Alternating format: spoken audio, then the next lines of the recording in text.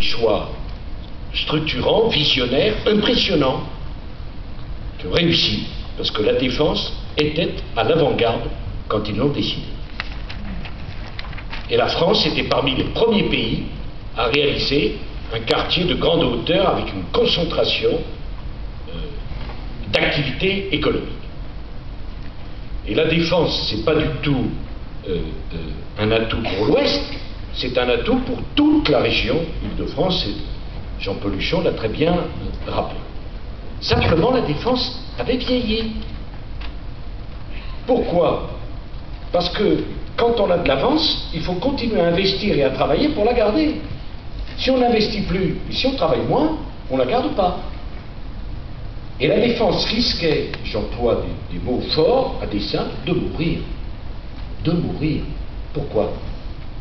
Parce que les tours qui étaient il y a 50 ans, 20 ans à l'avant-garde, comme il n'y avait plus assez d'investissement,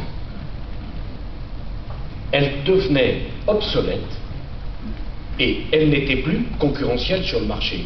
La défense n'est pas en concurrence avec l'Est de Paris, ou avec telle ou telle commune, ou avec Paris. La défense est en concurrence avec Barcelone, avec Londres, avec un certain nombre de grandes capitales dans le monde. Et c'est ce qui m'avait amené, lorsque je présidais la défense, cher Patrick, à expliquer qu'il fallait donner des mètres carrés supplémentaires, parce que je ne vois pas, M. Poitrinal, comment un investisseur peut reconstruire en HQE une tour si on lui dit vous aurez même moins de mètres carrés.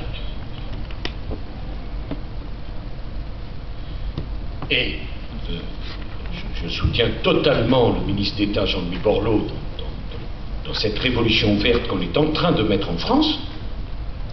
Si on veut construire de haute qualité environnementale, il faut desserrer l'étreinte comptable du nombre de mètres carrés pour permettre de construire des tours plus hautes, plus larges, mais qui émettent moins de CO2, qui coûtent moins cher à chauffer, à entretenir, et dont les fluides sont organisés pour l'économie du XXIe siècle et non pas pour l'économie du XXe siècle. Voilà la base de la réflexion. Deuxième élément, je le dis à Guillaume Pépi comme à Pierre Mongin, qui font un travail remarquable. Enfin, on a deux présidents, je pourrais rajouter RFF, on a deux présidents qui sont décidés à travailler ensemble. Qui peut comprendre que le RER est tantôt géré par la SNCF, tantôt par la RATP? Qui peut le comprendre? Personne. C'est une spécificité française parmi les douloureuses. Pourquoi faire simple quand on peut faire compliqué? Voilà un peu le raisonnement. Alors à partir du moment où on fait un choix structurant, Patrick, pour la défense, on ne va pas faire ce qui a été fait pour Strasbourg. J'ai vu toute une génération de responsables politiques de gauche comme de droite se dire nous nous battrons pour que Strasbourg soit la capitale de l'Europe. Parfait, très bien, merci messieurs, mesdames. 28 ans pour avoir le TGV qui arrive à Strasbourg. Ça annule tous vos discours. Ça annule tous vos discours. On peut dire tout ce qu'on veut sur Strasbourg, capitale de l'Europe. Si on n'est pas capable de desservir Strasbourg, Strasbourg n'est pas la capitale de l'Europe. Eh bien moi je ne veux pas. On a rattrapé depuis tous les problèmes. Avec Jean-Louis, on fait un certain nombre d'arbitrages. L'année prochaine, il y aura 4 lignes TGV en construction. Ça fait 20 ans qu'il y en a eu une par an. Et moi j'inaugure des lignes TGV qui ont été décidées il y a 25 ans. Mais je ne veux pas de cela pour la défense. La défense a besoin d'un réseau de transport en commun et en même temps, pourquoi y a-t-il une crise de la démocratie, une crise de la participation, une crise de la politique? Parce que les gens ne sont pas sots, ils ont parfaitement compris qu'entre ce qu'on dit et ce qu'on fait, il y a un fossé abyssal. À quoi ça sert de dire la défense, c'est l'avenir de l'Île-de-France, on va en faire un pôle formidable, et on n'est pas capable d'amener une ligne de métro supplémentaire, de ferréole, d'avoir des transports en commun de jour comme de nuit, et de relier la Normandie et le Havre à Paris, parce que vous connaissez, vous, des capitales qui peuvent fonctionner avec des façades maritimes sans avoir un port? Même quelque chose d'étrange.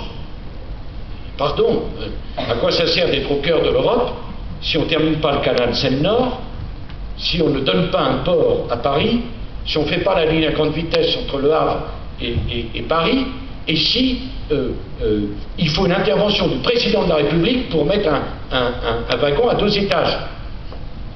Enfin, pardon. Bon, voilà. Sur la ligne la plus fréquentée d'Europe.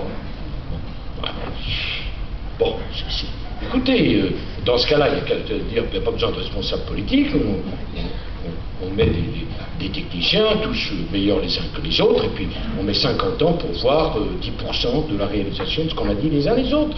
Moi, je souhaite qu'on bouscule les calendriers, parce que le monde bouge, parce que nous ne pouvons pas être en retard, et parce que nous avons besoin les uns des autres. C'est tout. Voilà, c'est l'intérêt de tout le monde. Ce sont des sommes considérables, j'en dis un mot. Ensuite, sur la défense, il faut lui donner du sens. Il ne suffit pas de dire on veut être les meilleurs. Dans quel domaine, comment, pourquoi? On a parlé des transports en commun, des tours, du HQE, de ce qu'on est en train de bâtir, du geste architectural. Je suis de ceux qui pensent que l'architecture c'est un art majeur et c'est un art populaire. Car c'est une discipline artistique où personne n'a acheté un ticket pour voir les œuvres des artistes. Pensez-y. L'architecture, c'est la culture à la disposition du public, sans même qu'il fasse l'effort d'aller dans un musée. C'est majeur. Il n'y a pas de grand pays, et même de grande civilisation, sans gestes architecturaux majeurs. C'est comme ça. C'est comme cela. Toutes les grandes périodes de croissance, de création